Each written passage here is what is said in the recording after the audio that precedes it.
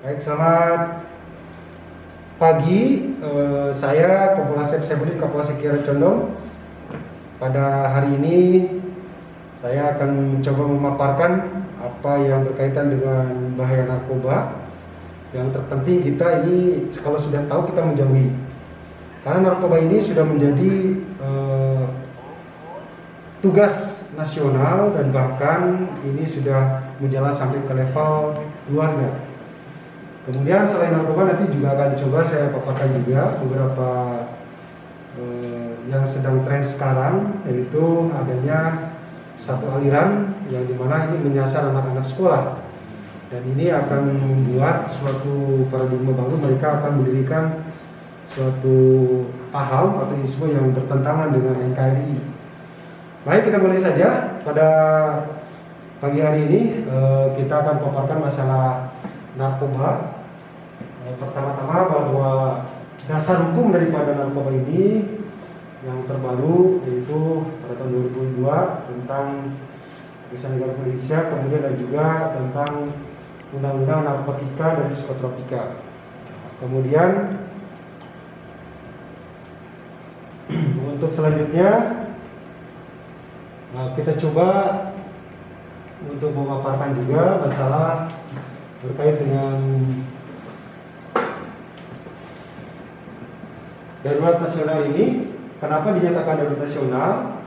Bahwa di Indonesia peningkatan jumlah narkoba ini 2008, kalau sekarang mungkin udah hampir 10 juta jiwa, lebih malah ya. Kemudian untuk peningkatan jumlah kasus narkoba ini juga sangat signifikan, terutama ini yang meninggal dunia. Jadi kalau dibandingkan dengan kecelakaan lalu lintas atau perang dunia kedua, bahwa narkoba ini lebih dahsyat korbannya, dan yang lebih celaka lagi dia menyasar adalah usia produktif dari usia 15 tahun sampai 64 tahun. Ini kenapa demikian? Karena narkoba ini ada beberapa faktor yang menyebabkan mereka ingin mencoba masalah narkoba ini. Ini bisa dibantu secara manual aja. Ada 6 perintah presiden yang terbaru, di mana dalam hal ini TNI Polri, kemudian BNN, semua stakeholder yang ada di negara harus bergerak bersinergi. Termasuk di sini ada sekolah. Kemudian yang terpenting di sini adalah masalah pengawasan. Ini salah satunya oleh sekolah. Ini luar biasa. Jadi adik-adik yang masuk ke SMA Santa Maria ini juga sangat berbahagia, karena saya baru kali ini ada sekolah yang meminta untuk memaparkan masalah ini selama COVID ini. Jadi ini merupakan hal yang luar biasa dan adik-adik harus paham tentang itu. Lanjut, kemudian untuk jadi Pak, permasalahan yang timbul kenapa narkoba ini ada di negara kita, karena banyak namanya gengsi kalau di istilah Sunda itu. Jadi gaya hidup ya. Jadi kalau menurut mereka ini lifestyle. Jadi kalau tidak merokok dikatakan banci, kalau tidak nyabu dikatakan kamu bencong. Ada juga lah seperti yang mendiskreditkan orang-orang yang tidak sesuai dengan harapan mereka. Ini terutama bagi para bandar. Kemudian masalah ekonomi menjadi faktor, karena narkoba ini ternyata sangat cepat untuk mendapat keuntungan. Sebagai contoh, untuk kurir saja, sebagai kurir pengantar ganja, jenis ganja ini bisa mendapatkan 500.000 hanya mengantarkan saja. Kemudian yang sabu juga sama, bisa sampai 1 juta hanya mengantarkan saja. Ini sangat menggiurkan. Kemudian tidak seimbang antara supply dan demand dari yang ada di kita. Jadi ini sangat tinggi harganya. Di Indonesia ini sudah merupakan konsumen yang sangat menarik bagi seluruh dunia. Sehingga peredaran lintas negara ini sangat luar biasa. Terakhir kemarin di Sukabumi tertangkap hampir 4 ton bahan sabu yang digelontorkan atau dimasukkan lewat laut, ya, laut lepas. Kemudian berkembang narkoba jenis baru ini sangat banyak ya. Sekarang anak-anak di sekolah bisa anak-anak TK nih permen ataupun penghapus atau minuman yang memang ini ada zat adiktif, ketergantungan. Jadi kalau dia minum, dia makan, ada ketergantungan dan ada zat yang merangsang mereka untuk supaya mereka lebih atraktif, dia lebih fokus dan lebih yang lainnya, sehingga ini jenisnya sangat luar biasa. Kemudian masyarakat belum banyak paham tentang narkoba ini yang bahaya, karena apa sih ini tuh, dia nyoba-nyoba, akhirnya dia ketagihan. Ini yang belum paham. Ini salah satu adik-adik di SMA ini sangat luar biasa, dia harus paham. Kemudian peredaran narkoba ini bukan hanya menyasar dewasa tapi anak-anak, lebih banyak sekarang, bahkan ke bayi ya. Ke bayi ibu menyusui sekarang udah terpapar, udah banyak, dan sekarang keluarga udah banyak menjadi sasaran mereka. Kemudian rehabilitasi di kita sangat terbatas untuk rehabilitasi ini, karena memang di Indonesia ini masih menggunakan power hukum, tetapi kalau di luar negeri udah menggunakan rehabilitasi. Kenapa demikian? Karena di luar negeri rehabilitasi udah banyak, di kita masih jarang. Jadi ini salah satu faktor.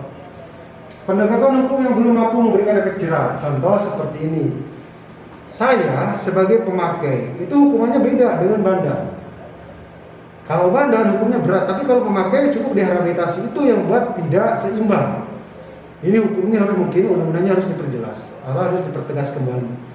Jadi kalau misalkan salah satu artis pemakai, saya pemakai Pak, direhab, ini cukup dengan itu. Tetapi kalau bandar ya dihukum. Ini yang kurang ya, yang kurang jerah, mungkin efek jerahnya kurang sangat. Kemudian modus operandinya bervariasi, jenis ini terus berkembang. Banyak sekali contoh sekarang modus operandi mereka itu adalah seperti mengantarkan sabu. Saya akan membeli sabu dari bandar saya, namanya Pak Kamirun misalnya. Saya pesan kepada Pak Kamirun. Pak Kamirun akan mengantarkan barang ke saya, akan melalui 4 kurir atau 3 kurir. Si A, si B, dan si C. Nanti si A akan memberikan kode bahwa barang ini disimpan di depan Santa Maria misalkan, di pot bunga. Nanti si kurir yang B ngambil di pot bunga Santa Maria. Si kurir B nanti akan menyimpan lagi di depan kelurahan Cicahem, misalkan di tong sampah. Nah, yang si C yang ngambil tadi di tong sampah tadi akan diambil oleh si C. Lalu si C ini akan sampai ke saya. Jadi ketika si A, si B, si C ditangkap, ini akan putus. Ini namanya jaringan terputus. Ini banyak sekali modus operandi. Atau dia dikendalikan dari LP, dari lembaga pemasarakan. Ini banyak ya. Ini modus operandi ini sangat luar biasa.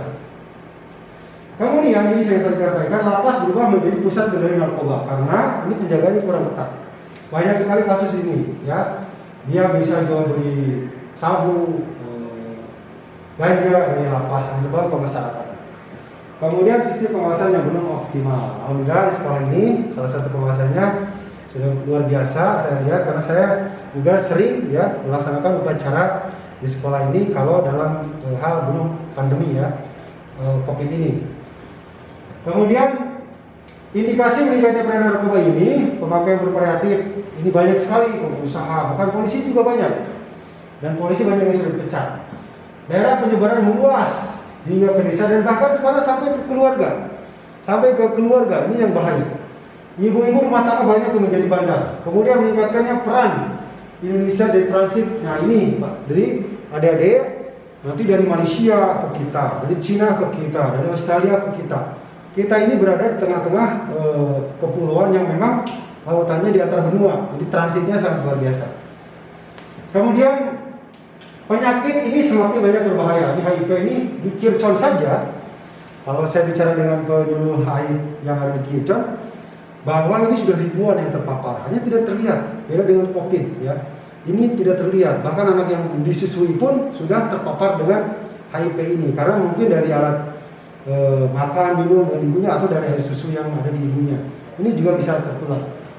Kemudian jenis kualitas di jumlah narkoba semakin meningkat, sindikat semakin kuat. Ini sindikat ini banyak terlibat aparat ya, baik dari kepolisian, dari TNI, dari instansi lain juga ada oknum-oknum yang terlibat. Tetapi sekarang penindakan tegas. Apabila dari Polri ini ketahuan sekali saja, ini bisa langsung dipecat ya. Karena ini sangat luar biasa. Bahkan ada wacana dari salah satu pejabat bahwa Polri kalau terlibat narkoba harus dihukum mati, karena dia tahu ancaman hukumannya. Ini sudah ada seperti itu. Dampak negatif luas nih, kriminalitas, teror, serpi ilegal. 99% pelaku kejahatan jambret, begal, pelaku curanmor, mabok, baik ciu, aibon, ataupun yang paling murahnya adalah PLBK. Ini mabok semua. Ini sangat luar biasa. Kalau tidak begitu mereka tidak akan berani. Makanya dia berani untuk meningkatkan adrenalinnya dengan mabuk. Ini salah satunya dampak negatifnya sangat luas. Akibatnya apa? SD merosot. Kita tidak mau bekerja. Indonesia dimabukkan dengan hanya bobo saja tidur. Kemudian dia tidak mau belajar. Kriminalitas meningkat saya tadi, Kaptimas jelas terganggu, kerawanan juga terganggu. Sehingga ini kelemahan ketahanan nasional, merusak diri bangsa dan ancaman kedaulatan NKRI. Saya sampaikan di sini. Jadi ini ada namanya special war dari luar negeri untuk menghancurkan Indonesia. Bagaimana sih caranya menjajah Indonesia ini supaya hancur? Sekarang Indonesia TNI Polri-nya kuat, senjatanya lumayan, masyarakatnya siap bela bangsa. Salah satu mereka menggunakan siasatnya, ini negara luar yang untuk menghancurkan Indonesia adalah dengan candu atau dengan narkoba. Dulu ada cerita masalah Amerika dengan Cina dengan Inggris, kemudian Spanyol dengan Inggris. Bagaimana mengalahkan Cina supaya ini lemah dia? Mereka perang candu, akhirnya lemah, tentaranya lemah. Sama Indonesia juga. Jadi ini akan merusak ketahanan bangsa, terutama masalah SDM. Lihat sekarang saya di Kiara Condong di bawah flyover itu anak-anak yang baru 10 tahun, 7 tahun ngelem. Nah itu, setiap hari, karena sudah ketergantungan. Sudah digundulin, sudah dimandiin oleh saya, sudah dipanggil orang tua, tetap mereka tetap ngelem Aibon. Nah, ini yang sangat merusak, karena ini zat adiktifnya sangat luar biasa. Kalau dia tidak ngelem sakit malah. Ini yang menjadi permasalahan di kita aja di depan mata sudah ada. Kemudian apa itu narkoba? Nah, narkoba ini adalah narkotika, ya, jadi saya banyak. Narkotika, jadi namanya narkotika, koknya psikotropika, bahannya bahan adiktif. Apa? Semua itu adalah zat-zat alami maupun kimiawi. Zat alami itu dari pohon, dari tumbuh-tumbuhan. Kemudian kimiawi ini banyak sekarang yang diciptakan. Apabila dimasukkan ke dalam tubuh, baik melalui injeksi ataupun dihisap ya, ini akan menimbulkan pikiran dan mengubah pikiran suasana hati. Pikiran akan menjadi berubah, suasana hati menjadi nyaman. Kemudian perasaan dan perilaku seseorang ini akan berubah. Contoh seperti artis. Saya setiap hari saya artis nih. Saya jam sekian harus kesini, jam sekian harus kesini. Fisik saya lemah, tetapi kalau didoping dengan itu, dia akan menjadi kuat. Ini salah satunya. Apa yang bisa mendoping nanti kita lihat di sini. Kemudian narkotika, ya kita namanya narkotika. Ini undang-undangnya nomor 35 tahun 2009 bahwa zat atau obat yang berasal dari tanaman atau bukan tanaman, baik sintetis maupun non sintetis, yang dapat menyebabkan penurunan atau perubahan kesadaran dapat menyebabkan ketergantungan. Tidak digunakan seenaknya. Jadi narkotika ini ternyata digunakan untuk masalah kesehatan, seperti untuk dibius, atau disesar, atau operasi ringan. Nah ini digunakan seenaknya, jadi ada penyalahgunaan. Ini contohnya. Nah ini ganja, istilah di sana adanya cimeng, gele, mungkin ada yang marijuana juga. Dampaknya ini mengganggu sistem saraf dalam otak yang akan mengganggu ingatan. Ini akan seperti melayang, yaitu kalau udah ngisep ganja, dia seperti melayang di udara. Kalau udah dia pernah terbang, katanya demikian. Sehingga dia akan mengubah pikiran dan ingatan dia. Ini yang membuat mereka nyaman. Kemudian berkurangnya kemampuan seksual. Ini tidak ada kemampuan.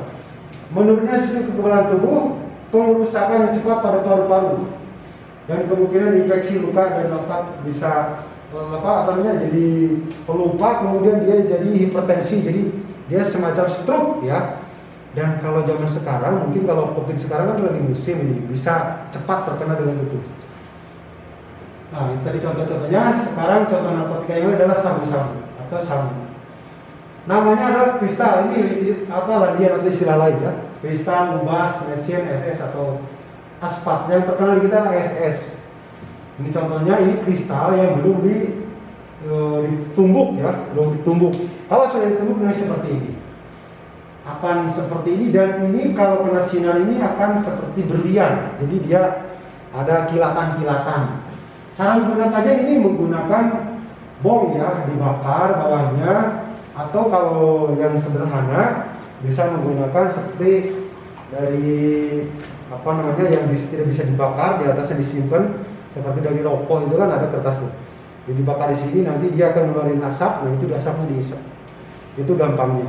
Kalau pakai bom berarti kan ini dibolongin pakai semacam sedotan seperti sedotan minum, kemudian dibakar juga, ini bisa keluar dari sini. Ini sangat merusak sekali dan ini ketergantungannya luar biasa.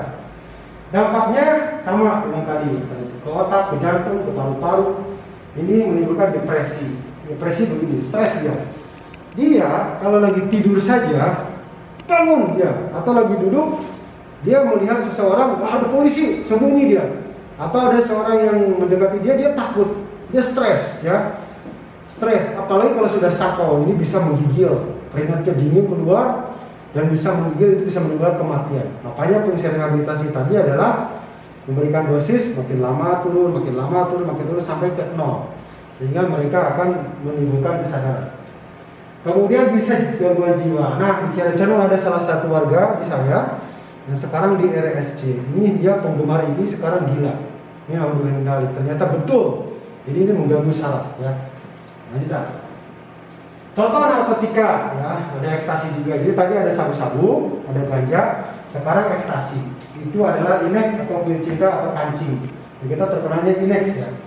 Nah, dampaknya juga sama. Ini senangnya ke musik nih. Sananya ke musik ya. Jadi kalau dia ada musik besar, dia senang, dia tripping namanya. Nah, goyang-goyang. Terus dia senang mengunyah permen ya, permen karet ya, seperti itu. Karena semua dirangsang untuk bergerak. Bergerak, kalau diam justru dia tidak enak. Jadi kalau ada musik, kalau jadi hening, jadi bete dia. Jadi kalau ada musik dia senang gerak semua. Nah, ini yang ciri-ciri daripada ekstasi.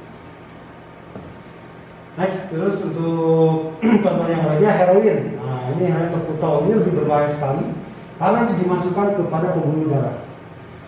Ini sama dampaknya HIV, malah ini karena HIV ini adalah menggunakan suntikan yang sama oleh beberapa orang, sehingga misalkan dalam satu ruangan bisa dipakai suntikan ini beberapa orang, sehingga tertularlah HIV.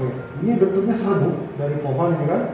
Serbuk atau dari tumbuhan, kemudian ditumbuk nanti seperti tepung, kemudian dimasukkan ke dalam pembuluh darah, masuk keluar, jangan dimasukin sampai bercampur dengan darah baru dimasukin.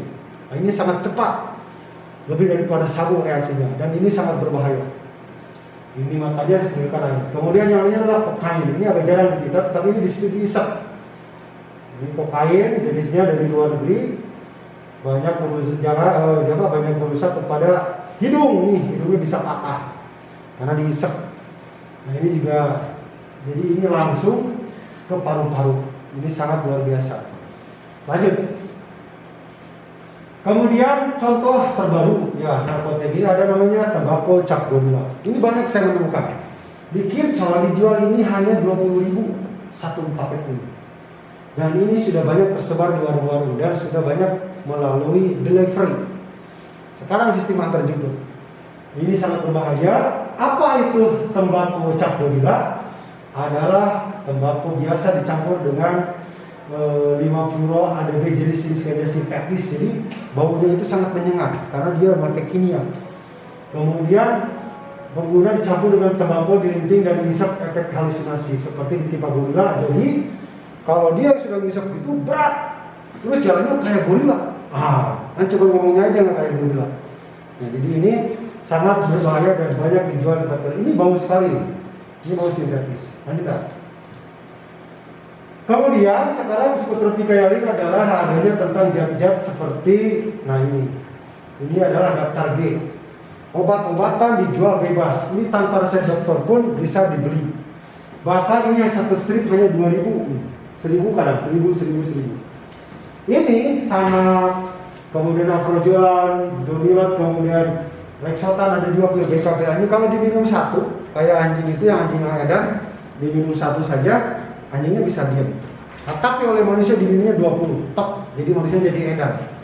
Jadi dia menjulur matanya merah, lidahnya menjulur, kemudian mulutnya menganga. Ini kayak seperti itu. Atau sekarang ada juga yang namanya obat batuk. Namanya itu obat batuk apa? Yang sering itu komik juga sama. Diminum 20, mabuk gitu. Ya, ini lanjut lah. Obat keras. Nah, ini juga sama. Ini pil BK. Yang obat-obat keras daftar G ini dijual bebas ya sekarang. Ini hati-hati ada dia. Lanjut.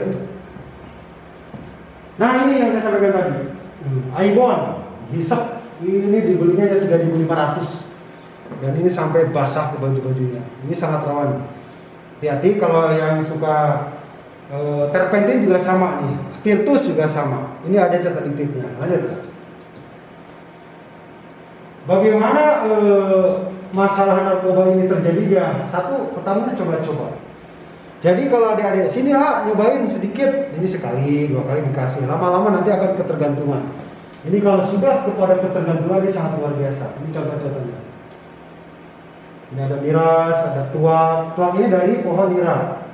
Ini oplosan, kemarin yang meninggal di kita ada 5 orang Pak, oplosan ini. Ini anti dextrose, sabu, heroin, oke, dan kokain aja Kak.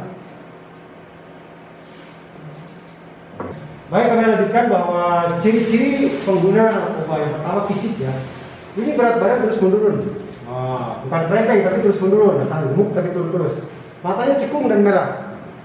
Kemudian muka pucat dan bibir kehitaman. Ini kelihatan. Jadi yang kehitaman suka perokok juga demikian. Kemudian buang air besar dan kecil kurang lancar. Ya, sering sembelit, sakit perut tanpa alasan yang jelas. Tangan bertitik merah seperti bekas gigitan nyamuk. Seperti karena ini malaria ya. Ini ciri-ciri fisik ya. Kemudian emosi, sangat sensitif dan cepat bosan. Ingat kalau yang sudah minum itu dengan temannya minum bareng, tetapi ketika ada senggol dikit berantem kayak gitu. Kemudian jika ditegur dimarahi malah membangkang. Ini banyak ya kasusnya seperti itu. Emosinya naik turun. Kadang-kadang dia baik, kadang-kadang dia tidak baik kan gitu. Kemudian perilaku ini yang jelas kelihatan malas, menunjukkan sikap tidak peduli, apatis, dengan teman tidak mau menolong dan yang lainnya. Waktunya dihabiskan menyendiri di kamar, toilet, gudang, ruang gelap, sering melamun, dia sendirian, hanya berhalusinasi, Kemudian nafsu makan tidak menentu, takut air, jarang mandi, makanya yang suka mabuk itu, yang seperti kalian itu jarang mandi. Pernah saya menangkap anak pang 3 bulan tidak mandi, waduh luar biasa, baunya badannya juga rapat dengan pakaiannya. Karena saya tanya kenapa takut air Pak, kemudian sering batuk pilek, nah ini berkepanjangan pada saat sakau, sering menguap di kelas, menguap terus, hati-hati, nah, jangan dia narkoba. Mengeluarkan air mata, keringat yang berlebihan. Nah kalau yang sudah ngisap sabu-sabu, ini keringetan, basah tangannya, bisa kelihatan. Kemudian sering mengalami mimpi buruk. Nah tiba-tiba dia melihat air, melihat api, dia tiba-tiba lari, misalkan dia tiba-tiba terbangun, berteriak. Ini hati-hati karena memang cirinya seperti itu. Kepala sering nyeri dan kesedihan dulu, karena sikapnya cenderung manipulatif, menipu. Orang tua bilang, Pak ada uang ini, padahal tidak ada, dia untuk membeli narkoba. Itu adik-adik, ciri-ciri dan ciri khas, kemudian apa yang harus kita lakukan dihindari ya. Jangan sampai Anda mencoba, kemudian Anda tergiur dan akhirnya ketergantungan, ini bahaya. Jadi narkoba katakan no. Setuju ya? Oke, kita lanjut kepada masalah anarko. Ya, silakan dengan anarko. Adik-adik, ada satu aliran atau paham yang mereka ini dari luar negeri dan sekarang banyak berada di Indonesia. Tahun 90 hanya ratusan orang, tetapi tahun 2000 udah ribuan orang. Terakhir 2019 di Kota Bandung ya. Di Kota Bandung ada namanya May Day atau Hari Buruh. Dan pada saat itu terjadi aksi yang sangat luar biasa. Apa itu anarko? Anarko sindikalisme ini adalah teori anarkis yang dulunya diburuh ya. Diburuh mereka untuk membuat sindikat buruh, tetapi mereka akhirnya apa? Tidak mau diatur oleh perusahaannya. Gajinya ingin sekarapnya dewe. Rumah saya, kerja gimana saya. Nah ini yang sangat luar biasa, sehingga ini anarko ini bahwa negara itu bukan sebagai apa ya, pokoknya tidak maulah diatur. Negara itu seperti kapitalis, saya nggak mau diatur seperti itu. Ini garis besarnya. Lanjutlah. Kemudian, nah ini perkembangannya ternyata dari 2019 sudah ada. Dulunya bagus, Pak. Dulunya bagus, tetapi lama-lama ini berkembang karena beriring dengan banyak pihak ketiga yang mendompleng, akhirnya kurang bagus. Lanjut. Nah, kemudian lanjut. Nah, apa itu beberapa karakter anarko itu? Kelompok yang tidak percaya pada sistem norma dan aturan. Aturan hanya untuk melengahkan orang-orang yang telah mapan. Menentang dan menghalalkan segala cara seperti melakukan dengan cara tindakan anarkis. Kelompok yang tidak percaya sistem norma aturan. Contohnya begini, dia ikut kepada aksi unjuk rasa. Dia tidak senang dengan unjuk rasa yang tertib, tetapi dia tujuannya adalah membakar, vandalisme, kemudian melempar, kemudian dia membuat rusuh. Dia nggak mau bernegosiasi dan tidak ada pimpinannya. Ini kelompok yang unjuk rasa siapa? Nggak ada, saya sama-sama Pak. Jadi ketika dia nyerang ke sana bareng, nyerang ke sini bareng. Ini terjadi waktu di Bandung, ya 2 tahun yang lalu. Dan akhirnya kita tangkap 629 pada saat itu, dan ternyata mereka masih dari anak SMP, SMA, ada mahasiswa, ada yang drop out, ada pengurang, dan ada residivis. Ini yang bahaya. Lanjut kan? Nah, di kita ini banyak, ternyata ini ada beberapa orang yang sudah terindikasi dan sekarang sudah digalang. Lanjut kan? Nah, beberapa konten di akun ya, ada api, ada barbel, ada anarkis, ada juga sekarang sebutan baru mereka itu anarkisme. Jadi mereka tergabung dalam hal ini, padahal mereka di dalamnya adalah kelompok-kelompok anarko. Sekarang yang berkembang seperti di rumah daerah Taman Sari, mereka adalah mempengaruhi warga, melawan kepada pemerintahan. Padahal itu lahan pemerintahan kota, mereka tidak mau pindah, akhirnya mereka membuat keonaran. Akhirnya terjadi bentrokan dengan aparat, itu yang mereka mau. Jadi tolong adik-adik jangan sampai mau dibawa oleh mereka. Lambangnya adalah huruf A dibuletin. Kemudian benderanya hitam merah ya. Hitam merah di bawahnya. Kemudian dia sering coret-coret. Ini salah satu ciri-ciri anarko. Bajunya menggunakan baju lengan panjang, jaket seperti sweater, pakai tutup kepala yang kupluk itu. Kemudian dia semuanya serba hitam. Pakai masker warnanya juga hitam. Dan mereka kalau unjuk rasa sudah siap dengan kacamata untuk anti gas air mata. Jadi dia sudah siap dengan tempurnya. Kalau dia mengunjuk rasa ternyata unjuk rasa damai tetapi dia membawa kacamata dan masker yang lainnya, berarti dia anarko. Ini bahaya. Lanjut Pak. Nah, ini contoh-contohnya beberapa kegiatan kaum anarko di Indonesia. Senangnya mereka membela buruh, tetapi lama-lama bukan buruh, tetapi dia menghancurkan yang lainnya. Lanjut. Nah, itu adik-adik, anarko ini sekarang tuntutan saya galang ini adalah mereka akan merekrut anak-anak yang dari sekolah-sekolah. Kalau di sekolah sudah ada insentif upah buruh, sudah ada tulisan di dinding pada seperti di buletin, ini segera aja dihapus. Dan kalau bisa di razia anak-anak ini disadarkan bahwa ini bukan untuk ranahnya kepada masuk anarko. Karena kita sudah jelas hukumnya ada, undang-undangnya ada, Pancasila sudah ada. Itu saja mungkin dari saya. Saya mohon maaf apabila penjelasannya kurang jelas kepada adik, tetapi kalau misalkan nanti perlu lagi sudah normal, kita insya Allah ketemu lagi. Terima kasih, selamat siang dan selamat belajar.